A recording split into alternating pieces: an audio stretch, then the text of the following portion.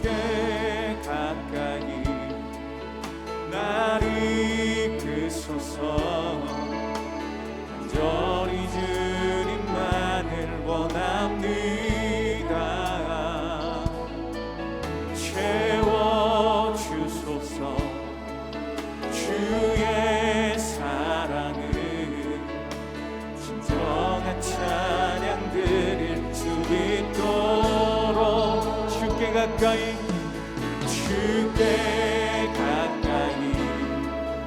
날 이끄소서. 간절히 주님만을 원합니다.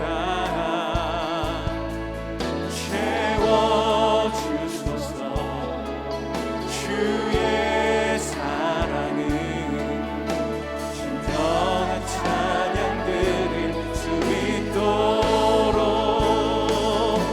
목마른 나의 영혼 주를 부르니 나의 맘 만져 주소서. 주님만을 원합니다. 더 원합니다. 나의 맘 만져 주소서. 목마른 나의 영혼, 목마른 나의 영혼 주를 부르니 나의 맘 만져 주소서. 주님만을 원합니다. 더 원합니다. 나의 맘 만져 주님만을 원합니다. 주님만을 원합니다. 더 원합니다. 나의 맘 만져 주소서.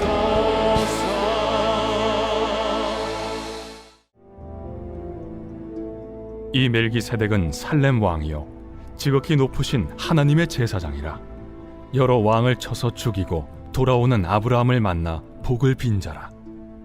아브라함이 모든 것의 10분의 1을 그에게 나누어 주니라. 그 이름을 해석하면 먼저는 의의 왕이요 그 다음은 살렘 왕이니 곧 평강의 왕이요 아버지도 없고 어머니도 없고 족보도 없고 시작한 날도 없고 생명의 끝도 없어 하나님의 아들과 닮아서 항상 제사장으로 있느니라. 이 사람이 얼마나 높은가를 생각해보라. 조상 아브라함도 노량물 중 10분의 1을 그에게 주었느니라. 레위의 아들들 가운데 제사장의 직분을 받은 자들은 율법을 따라 아브라함의 허리에서 난 자라도 자기 형제인 백성에게서 10분의 1을 취하라는 명령을 받았으나 레위 족보에 들지 아니한 멜기세덱은 아브라함에게서 10분의 1을 취하고 약속을 받은 그를 위하여 복을 빌었나니 논란의 여지 없이 낮은 자가 높은 자에게서 축복을 받느니라. 또 여기는 죽을 자들이 10분의 1을 받으나 저기는 산다고 증거를 얻은 자가 받았느니라. 또한 10분의 1을 받는 레위도 아브라함으로 말미암아 10분의 1을 바쳤다고 할 수 있나니 이는 멜기세덱이 아브라함을 만날 때 레위는 이미 자기 조상의 허리에 있었음이라. 할렐루야. 7월 9일 새벽 예배에 나오신 성도님들을 환영합니다. 최근 최저임금 문제를 두고 노사 간의 갈등이 있었습니다. 타협을 통해서 서로의 입장이 다르겠지만 합의점을 찾기 위해 많은 노력들을 했죠. 사실 타협이라는 단어는 서로 입장이 다른 사람들이 합의점을 찾아가는 굉장히 중요한 순간을 이야기하는 단어입니다. 그런데 신앙에서는 타협이 그렇게 좋은 단어가 아닌 것 같습니다. 세상과 우리는 끊임없이 충돌을 하죠. 그리고 그 충돌 때문에 타협하고 싶은 유혹을 느끼게 됩니다. 그런데 성경은 세상과 절대로 타협하지 말라고 우리에게 이야기를 해요. 오늘 우리가 보고 있는 히브리서의 독자들도 그런 타협의 유혹을 받고 있었습니다. 이들은 예수님만이 유일한 구원이시라는 것을 분명하게 알았지만 흔들리고 있었어요. 왜냐하면 그 예수님을 주로 나의 그리스도로 모시고 사는 삶은 굉장히 힘든 삶이었기 때문이에요. 로마 당국도 기독교인들에 대해서 핍박을 가했고 또 주변에 있는 유대인들도 강력하게 그리스도인들을 핍박해 왔습니다. 물리적인, 신체적인 린치들이 있었죠. 이렇게 건강과 생명의 위협을 받으면서 살아야 한다는 거 절대로 쉬운 것이 아니죠. 그런데 그 기간이 기약이 없는 상황이었습니다. 경제적으로도 굉장히 어려웠어요. 감옥에 갇히게 되는 경우도 생겼고 조롱을 당하면서 경제 공동체에 끼워주지 않는 일들이 다반사였습니다. 특별히 이 로마 시대는 길드가 경제의 기본 단위였는데 이런 길드에 가입하려면 황제를 주로 섬겨야 했었어요. 그런 시대에 기독교인들이 그런 사람들과 어울려서 경제 활동을 한다는 것 자체가 어려웠고 이것은 가난과 빈곤으로 이어졌죠. 그런데 이게 내 자식 세대에는 괜찮아진다 하면 버틸 수가 있는데 내 자식도 신앙 때문에 계속해서 가난을 대물림해야 되는 상황이 되니까 견디기가 힘든 것이죠.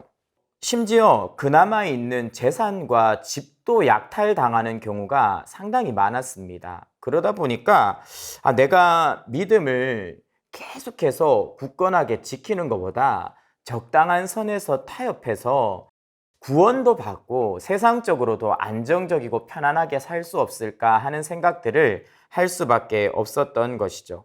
신앙적인 타협의 유혹은 분명했습니다. 영생은 얻으면서도 고난을 피할 수 있는 길을 찾으라는 것이죠. 이 땅에서 손해보지는 않으면서 신앙이 주는 유익은 다 얻어라. 그게 현명하고 똑똑한 사람의 삶이 아니냐라는 유혹이 있었던 것입니다. 그리고 실제로 유대교가 그런 대안을 제공해 줬어요. 유대교는 기독교와 달리 핍박을 받는 종교가 아니었습니다. 그리고 거기에도 여호와 하나님은 있고 예수님을 따를 때 해야 되는 신앙생활이 그 안에도 비슷하게 있는 거예요. 그러니까 예수님이 아니라 기독교가 아니라 유대교로 돌아가면 핍박도 피하면서 많은 유익을 누릴 수 있는 이점이 있었던 것이죠. 그런데 오늘 히브리서의 기자는 그런 타협을 하려는 기독교인들에게 굉장히 강력하게 경고를 하면서 타협하지 말아야 된다고 이야기를 하고 있어요. 그러면서 동시에 너희가 타협하지 말아야 될 이유는 예수 그리스도가 대제사장이신데 그분은 너희가 돌아가려고 하는 유대교의 대제사장과는 급이 다르다. 완전히 차원이 다른 그런 분이시다라고 이야기하면서 예수 그리스도를 붙잡으라고 설득하고 있습니다. 그러면 도대체 예수님이 어떤 대제사장이길래 유대교와 타협하지 말고 예수님만 따르라고 하는 것일까요? 예수님은요, 죄로 인해서 생긴 인간과 하나님과의 관계 단절을 해결하신 분이에요. 하나님의 아들이신 그분이 직접 이 땅에 찾아오셨고 우리의 모든 죄, 인류의 모든 죄를 십자가 위에서 지고 죽으셨습니다. 그래서 그 예수 그리스도의 십자가에서 내 모든 죄의 문제가 해결되었다는 것을 믿는 자마다 사는 길을 여셨죠. 그리고 그것이 진리라는 것을 부활로 말미암아 증명했습니다. 죽음에서 살아나심으로 자신이 바로 메시아임을, 죄 문제를 해결한 유일한 분임을 확증하셨죠. 그래서 누구나 이 예수 그리스도를 믿음으로 구원을 받는 것이 유일한 길인 거예요. 예수 그리스도가 대제사장이기 때문에 이 일이 가능해진 것입니다. 그래서 히브리서의 기자는요, 예수님을 유일하신 대제사장, 완전하신 대제사장으로 소개하면서 아론의 계보, 아론의 반차, 아론의 족보를 따르는 자들과는 구별된 분이라는 이야기를 하시는 것이죠. 예수님은 그들과 달리 영단번에 모든 것을 이루진 제사장이라고 이야기를 합니다. 그래서 예수님을 포기하지 말라고 하는 것이죠. 그러면 예수님이 정말 대제사장이라는 근거가 있느냐? 거기에 대해서 아론의 제사장들과 예수 그리스도의 제사장됨을 비교하면서 설명하고 있습니다. 제사장은요, 사실 누구나 될 수 있는 것이 아니었어요. 하나님께서 지정하신 특별한 사람들만 제사장이 될 수 있었거든요. 그러면 예수님께 과연 그 특별한 뭔가가 있냐는 겁니다. 아론은 혈통이에요. 아론을 하나님께서 대제사장으로 세우셨고 그의 혈통에서 대제사장들을 세우게 하셨는데 도대체 예수님이 대제사장이라는 근거가 어디에 있냐라고 묻는 것입니다. 왜냐하면 예수님은 유다 지파거든요. 유다 지파는 레위 지파가 아니기 때문에 아론의 후손이 될 수 없기 때문에 대제사장이 될 수 없는 거예요. 그런데 예수님은 어떻게 대제사장이 될 수 있느냐? 예수님은 아론의 반차, 아론의 계보를 잇는 대제사장이 아니라 아론보다 더 이전에 있었던 멜기세덱의 반차를 잇는 제사장이기 때문이다. 이렇게 이야기를 합니다. 오늘 1절 보면 이 멜기세덱은 살렘 왕이요 지극히 높으신 하나님의 제사장이라 여러 왕을 쳐서 죽이고 돌아오는 아브라함을 만나 복을 빈 자라. 아브라함이 모든 것의 10분의 1을 그에게 나누어 주니라. 그 이름을 해석하면 먼저는 의의 왕이요 그 다음은 살렘 왕이니 곧 편강의 왕이요 이렇게 나와 있어요. 예수님은 이 멜기세덱의 반차를 이은 제사장인데 동시에 왕이라는 겁니다. 이 멜기세덱이 제사장이었고 동시에 왕이었거든요. 거기에 대해서 이야기를 하는 거죠. 특별히 이 멜기세덱이 신화적인 인물이다라는 논쟁이 있을 정도로 굉장히 신비한 인물이었어요. 그래서 당시에도 많은 연구가 이루어지고 있었는데 이 멜기세덱이 어떤 존재였냐면 제사장인 동시에 왕인 겁니다.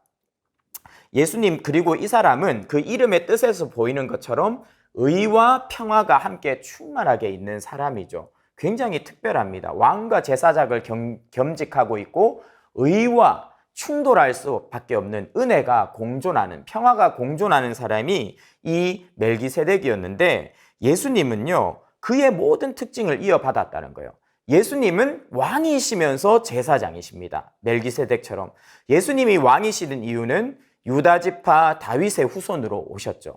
왕으로서의 족보를 가지고 있어요.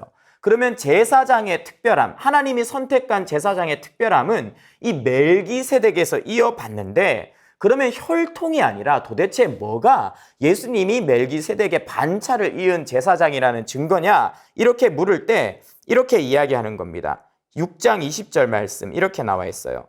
그리로 앞서가신 예수께서 멜기세덱의 반차를 따라 영원히 대제사장이 되어 우리를 위해 들어가셨느니라. 그러면서 3절 보세요. 그 반차를 어떻게 이었느냐? 아버지도 없고 어머니도 없고 족보도 없고 시작한 날도 없고 생명의 끝도 없이 하나님의 아들과 닮아서 항상 제사장직으로 있느니라. 이렇게 이야기합니다. 즉 예수님과 멜기세덱도 아론과 그의 후손인 대제사장들이 혈통을 통해서 공통점이 있는 것처럼 예수님과 멜기세덱도 공통점이 있는데 뭐라는 거예요? 이런 거예요. 아버지도 어머니도 없다는 거예요. 자존, 스스로 존재하는 것 같은 예수님은 그런 존재이십니다. 또 어떤 공통점이 있습니까? 시작한 날도 없고 생명의 끝도 없다.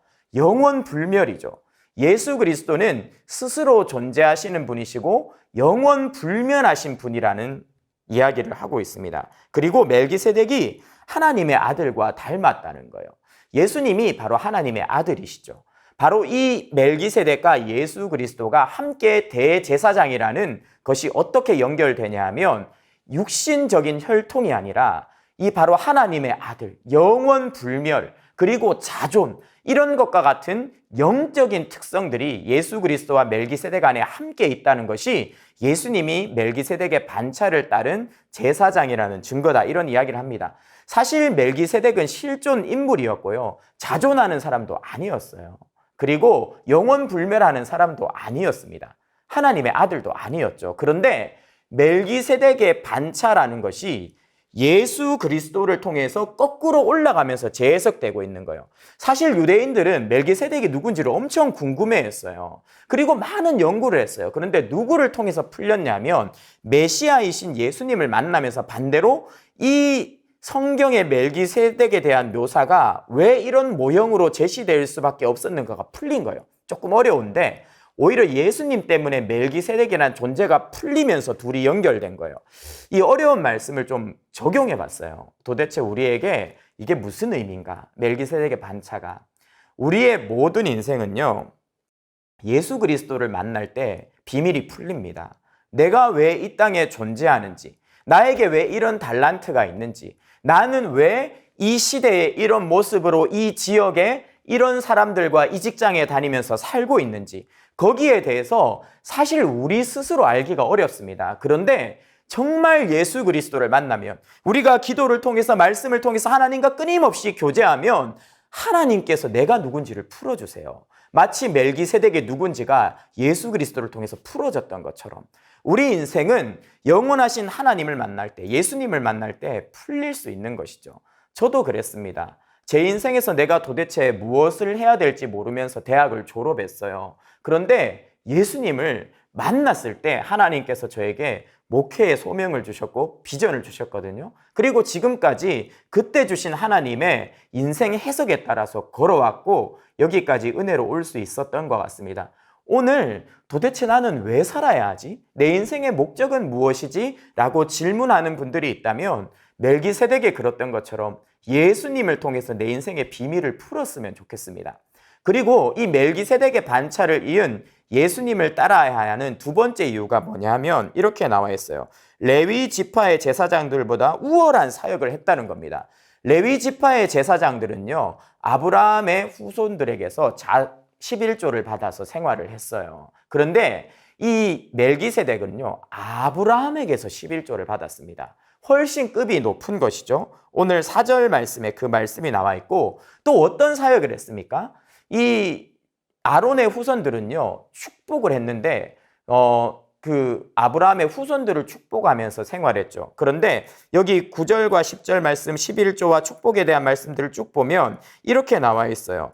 낮은 자가 높은 자에게 축복하는데, 이 멜기세덱이 누구를 축복했냐면 아브라함을 축복했고, 그 아브라함의 후손 중에서 레위가 있다는 것입니다. 즉 축복의 사이즈가 다르다는 것이죠. 훨씬 더 큰 축복을 아브라함이, 멜기세덱이 했다는 것입니다. 이렇게 정리할 수가 있을 것 같아요. 너희가 타협하고 차선책으로 가는 것은 망하는 길이다. 너희가 너희의 인생을 투자하고 걸려면은 대장한테 하라, 이 이야기를 하는 겁니다. 사실요, 투자는 대장한테 해야 돼요. 선거를 할 때도 사람들은 될 사람을 찍어야 된다, 이런 이야기를 하고요. 또 집을 사더라도 대장 아파트를 사야 된다. 주식을 사더라도 대장 주식을 사야 된다, 이런 이야기를 참 많이 합니다. 왜냐하면 최고의 투자해야 손해보지 않기 때문이죠. 우리 인생을요, 최고이신 예수 그리스도가 있는데 다른 것에 투자하는 것은 망하는 길이라고 히브리서 기자가 이야기하는 겁니다. 예수님이 최고의 대제사장이고 그분의 사역이 최고였는데 너희가 그것이 아닌 차선에 투자하는 것은 망하는 길이다. 끝까지 힘들고 어려워도 대장이신 예수님을 붙잡고 버티라는 것입니다. 오늘 하루 살아가시는 모든 성도님들이 히브리서 안에서 이 진리를 발견하셨으면 좋겠습니다. 예수 그리스도가 내 인생을 해석하는 기쁨을 발견하시기 바랍니다. 그래서 그 십자가의 은혜와 감격 안에서 최고이신 예수 그리스도께 당장은 손해가 있고 어려움이 있더라도 나의 모든 것을 투자할 수 있는 그런 축복된 하루가 되시기를 축원합니다. 같이 한번 기도하겠습니다. 세상 속에서 어렵고 힘들 때 믿음을 타협하고 적당히 누리며 살고 싶은 유혹을 느끼는 우리를 용서하여 주시고 오직 예수님만 믿게 하옵소서. 예수님이 누구신지 알고 그분 안에서 내가 누구인지 깨닫게 하사 주를 위해 사는 사명자가 되게 하소서. 결국은 사라질 것들을 우상 숭배에 않게 하시고 최고이시고 최선이신 예수 그리스도만을 따르게 하옵소서. 그리고 오늘은 유아부 성경학교가 진행되는 날입니다. 유아부를 위해서 이렇게 기도했으면 좋겠습니다. 우리는 움직이는 교회로 진행되는 사도행전 말씀 체험 여름 성경학교가 하나님을 만나며 감사하고 감격하는 천국 잔치가 되어 하나님께서 기뻐 받으시는 복되고 좋은 날이 되게 하소서. 기도하며 준비된 모든 시간과 활동들을 주님께서 친히 이끌어 주셔서 성령의 역사하심 가운데 충만하고 기쁨 가득하여서 하나님께 영광 올려드리게 하소서. 사고와 방해로부터 지켜주셔서 예비하신 은혜를 모두 받을 수 있게 하여 주소서. 성경학교를 통해 믿음이 새겨진 예꼬들이 참 예배자로 굳건히 자라가게 하시고 유아부가 예배 공동체로 더욱 아름답게 세워지게 하소서.